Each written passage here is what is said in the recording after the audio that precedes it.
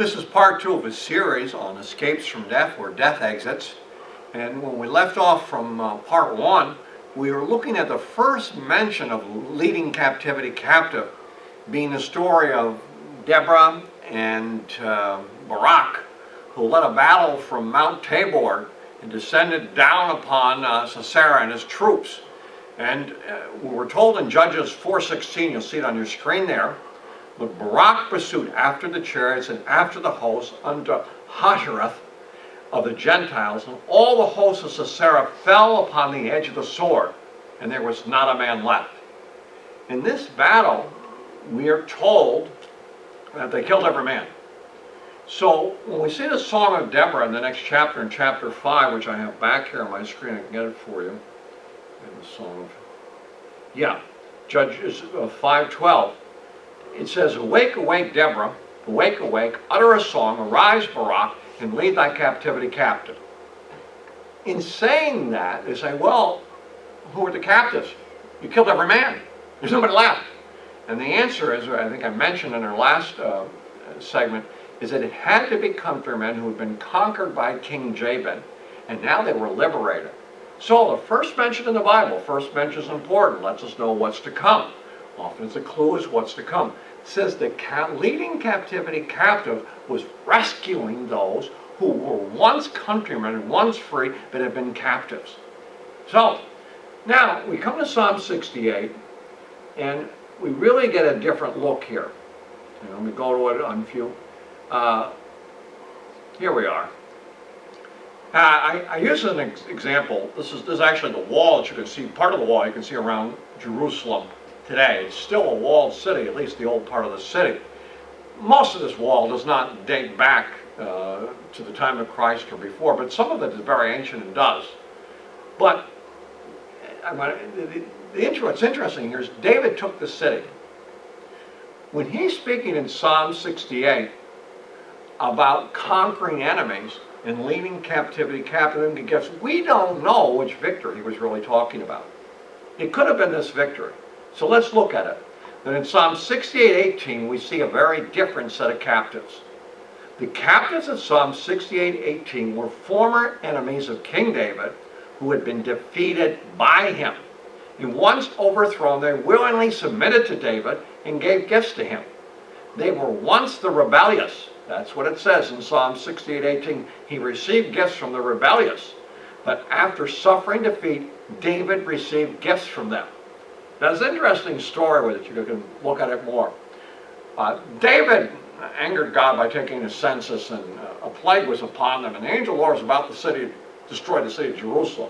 And outside the city of Jerusalem, his angel stopped in the threshing floor of a man named Ornan, who was a Jebusite.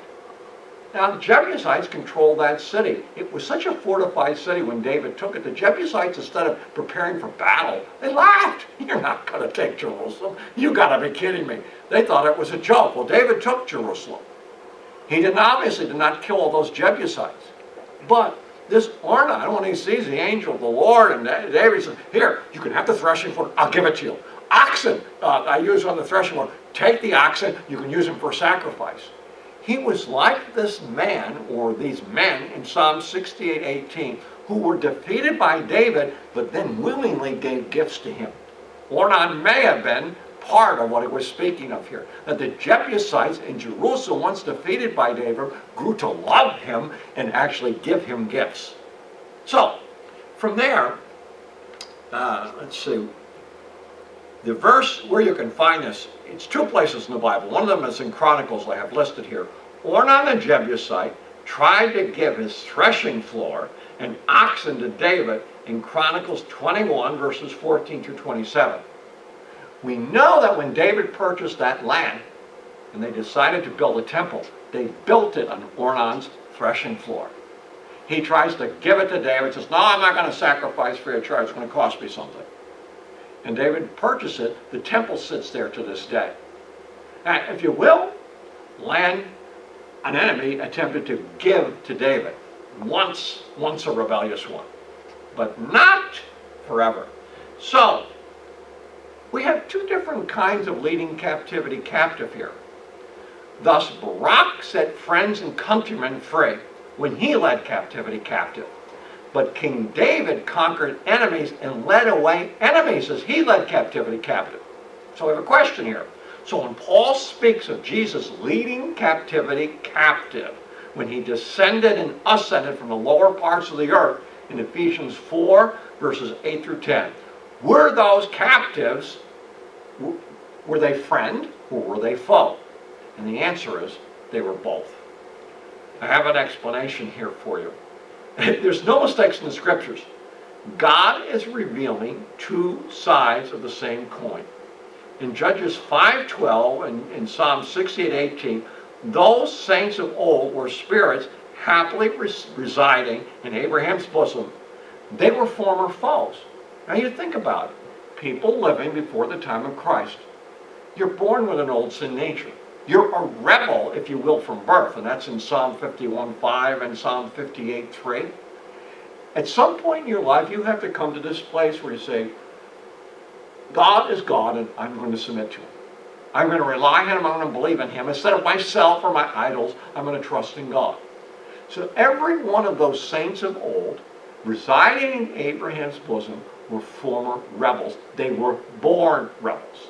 I think back in my own life at some of the things I did as a young kid, and I realized I really was born a rebel. My mother tells the story of me being in a sandbox and taking a hammer to my poor sister's head.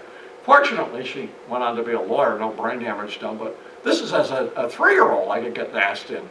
I can remember, stealing my lunch in the lunchroom as a first grader. No one trained me to do this. It was amazing. Well, then I had extra money to buy ice cream. But, there's things we do as little kids. Do you have to teach a child to lie? No. They're the rebellious ones. They learn that on their own. So, in a sense, everyone he rescued from Abraham's bosom was a former rebel. Born with an old sin nature, rebel, quickly to lie, quickly to steal, quickly to do this and that for self-promotion, whatever.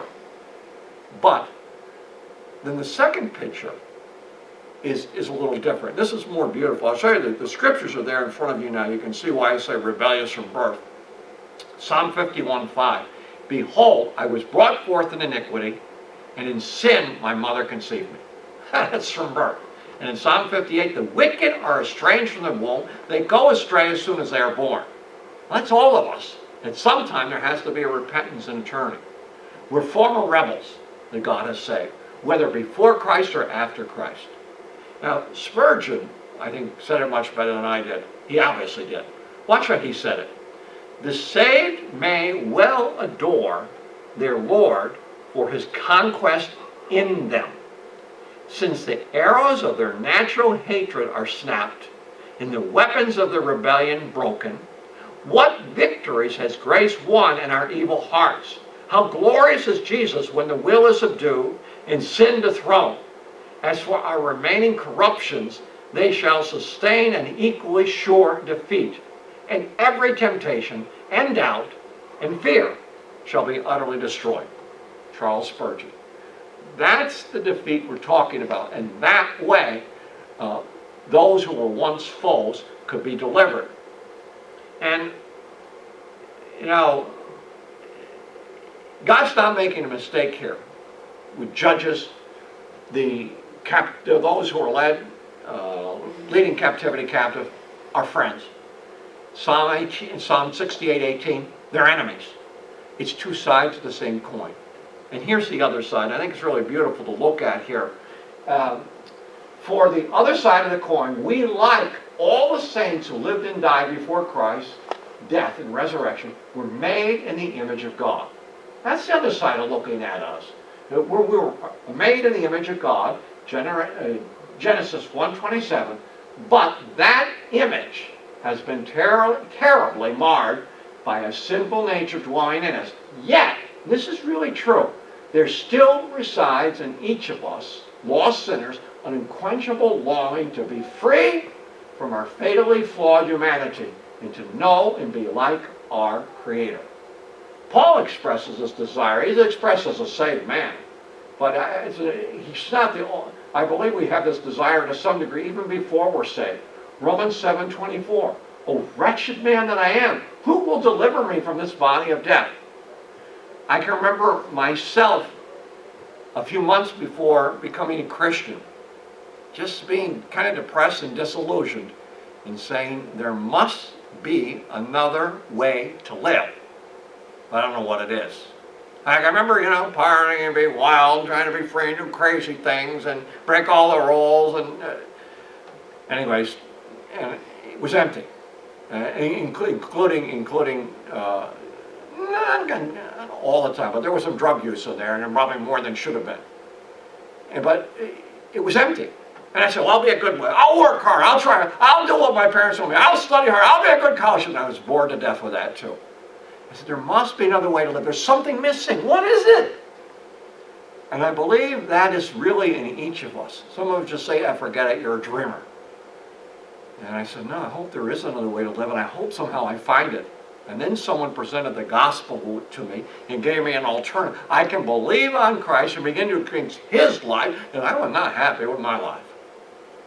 And my life, guided by His life, being,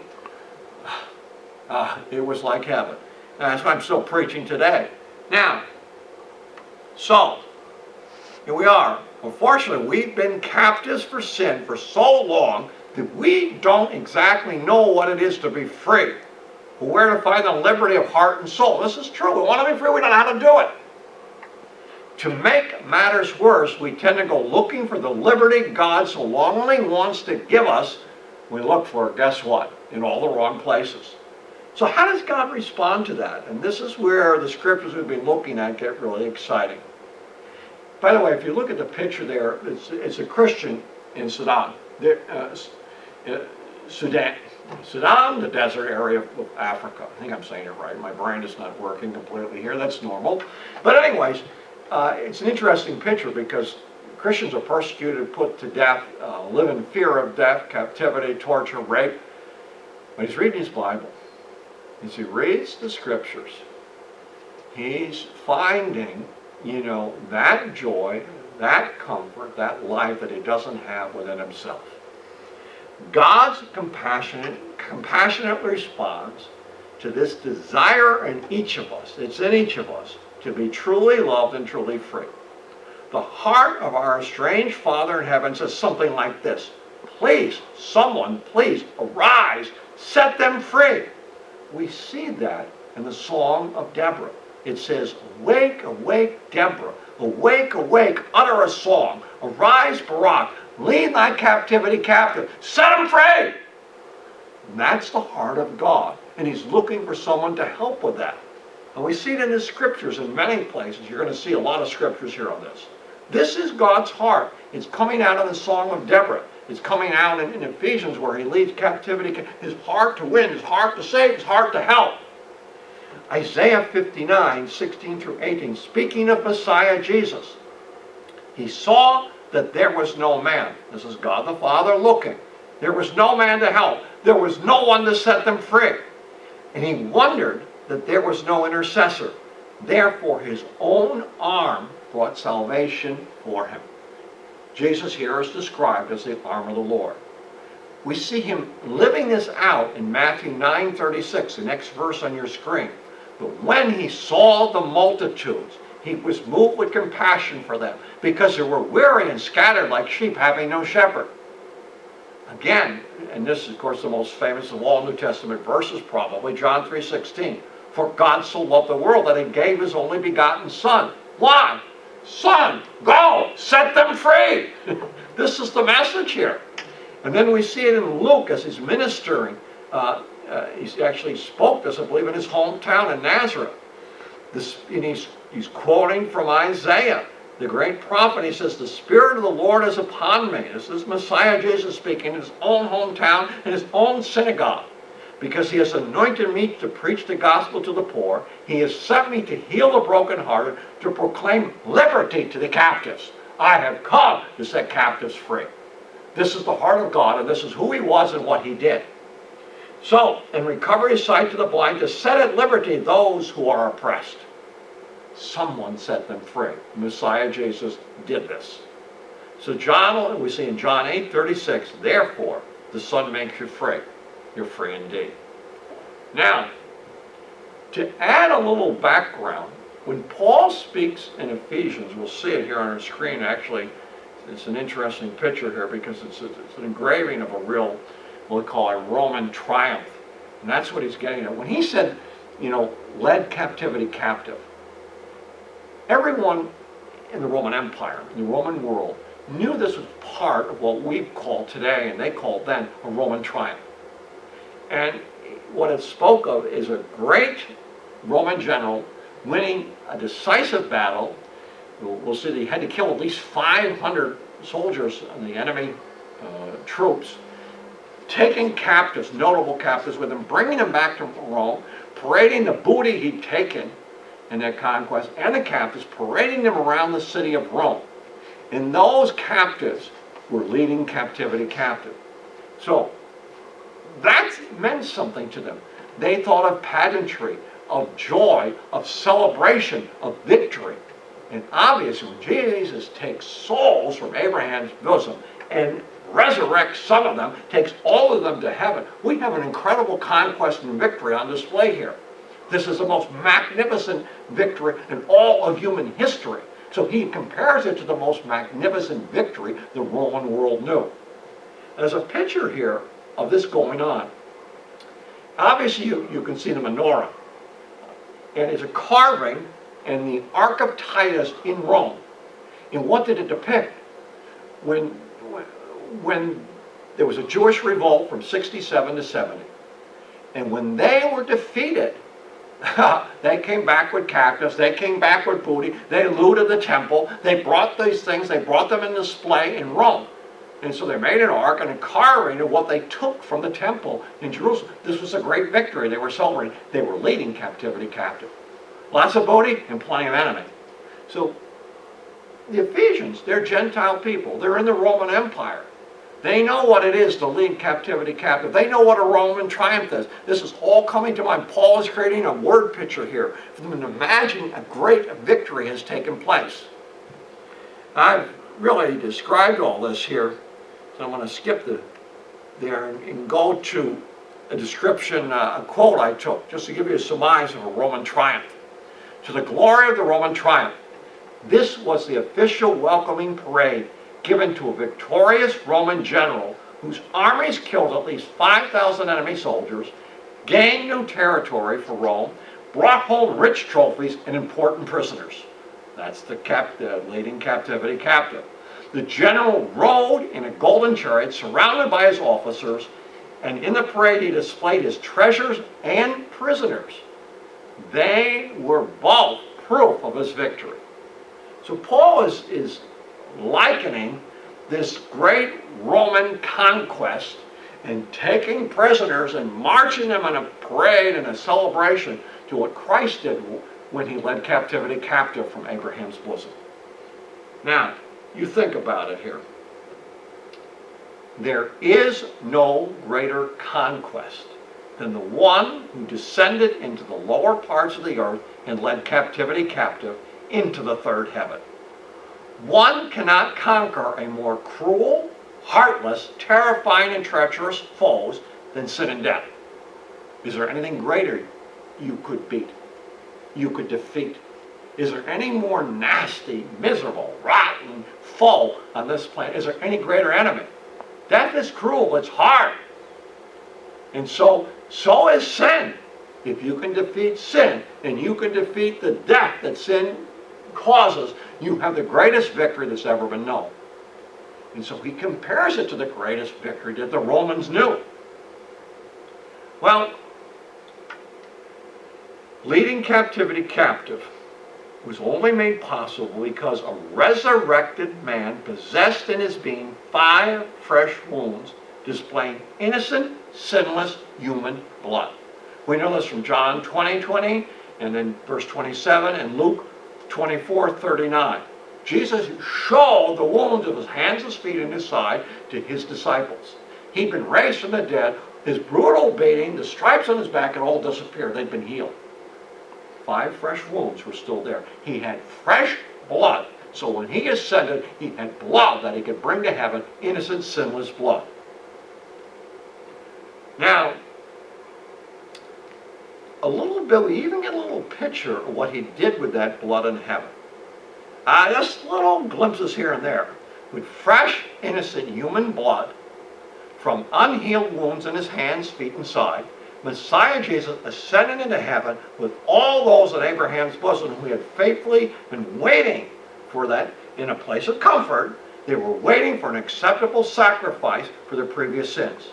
Now he could lead captivity captive. Then once arriving in heaven, he was able to sprinkle sinless blood on a real mercy seat, an Ark of the Covenant, in a real heavenly temple, and thus fully atone for the sins of those on earth. Where do we find that in the Scriptures? I put that together from different places. Look at Revelation 11:19. There's a real temple in heaven. Here it is. Then the temple of God was opened in heaven, and the Ark of his covenant was seen in his temple. Well, we know from the earthly tabernacle and then temple, the only one who could go into the holies of holies to this Ark of the Covenant was the high priest. And we have such a high priest in Jesus. That's what Hebrews speaks of in 4:14. Seeing then that we have a great high priest who has passed through the heavens, Jesus the Son of God, let us hold fast our confession. Now I'm putting things together.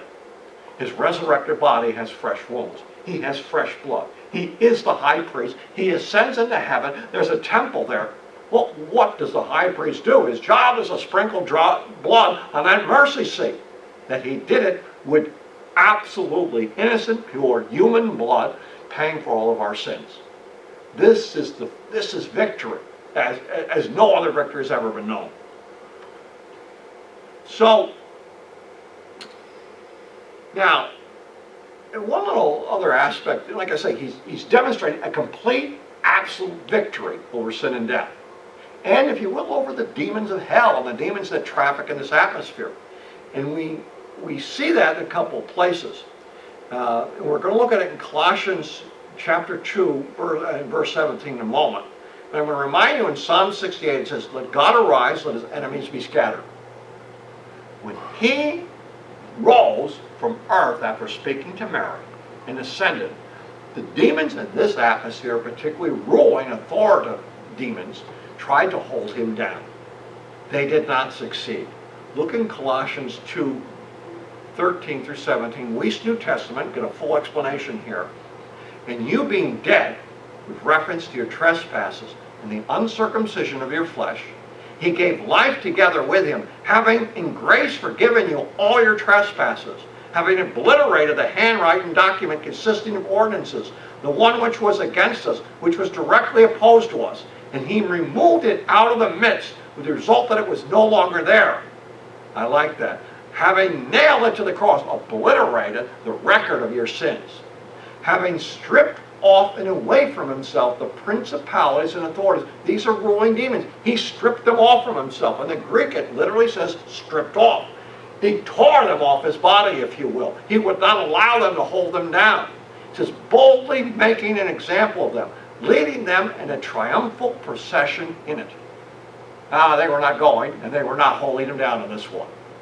So we see his victory. He proclaimed victory to the demonic spirits held in Tartarus, the place of torment, the prison house in Hades. He demonstrated his victory over the demonic spirits in the earth's atmosphere. He showed his victory to the disciples. People who were not saved also saw dead people raised Sunday morning. We spoke of it. They walked around Jerusalem. When he was raised, they were raised. He's demonstrating his victory in Hades. He's demonstrating his victory in earth. He's demonstrating his victory in heaven. This is the complete package. I wish I could do it better with words. I'm doing the best I can with this thing. I'll show you a picture to give us some idea of this thing, but it's really not the whole show. No one has really painted this well that I could show without copyright infringement anyways. Let's see.